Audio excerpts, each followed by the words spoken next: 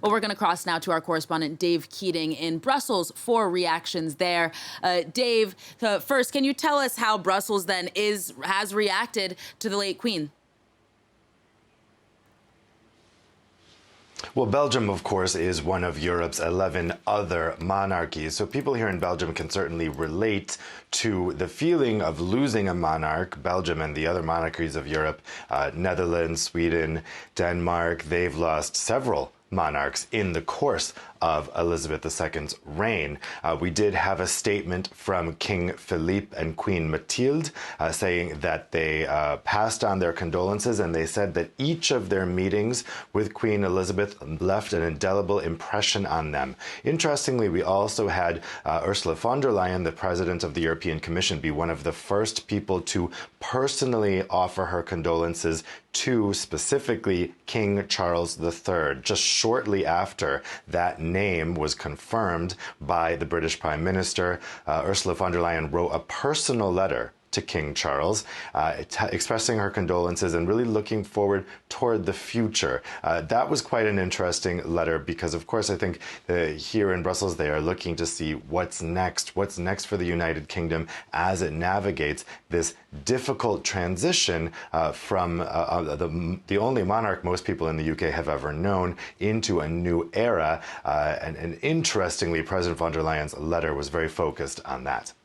Dave, you're in Brussels, and the Queen, obviously, the UK was a part of the European Union for a significant part of her reign until Brexit. How did she juggle that? What legacy do you think she leaves with respect to Britain leaving the European Union?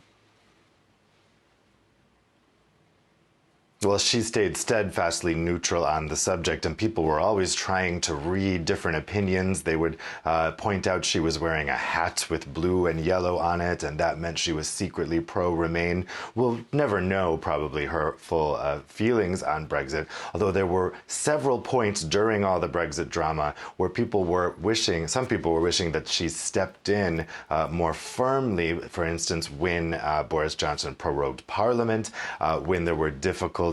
There were several moments when the UK seemed to be edging on a constitutional crisis, and some people said, an elected president would have stepped in at this point. But of course, she's very, very restricted in what she can do, ironically, because her powers are so much more than most heads of state.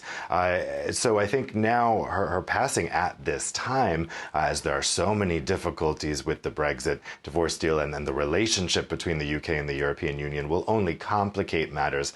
And certainly, the timing of this death for the UK is not ideal, to put it mildly, as we're heading into a winter with soaring inflation, soaring energy prices, and still this deep, deep tension with the EU over many issues, most notably with Northern Ireland. So I think that this transition happening at this time is a difficult time for the UK and the EU, but perhaps it's an opportunity for the EU representatives, the UK representatives, to come together in their shared admiration of the Queen and kind of use her as inspiration to come together and finally try to resolve these issues that are still outstanding. We'll see if they're indeed able to do that. Dave Keating, thank you very much.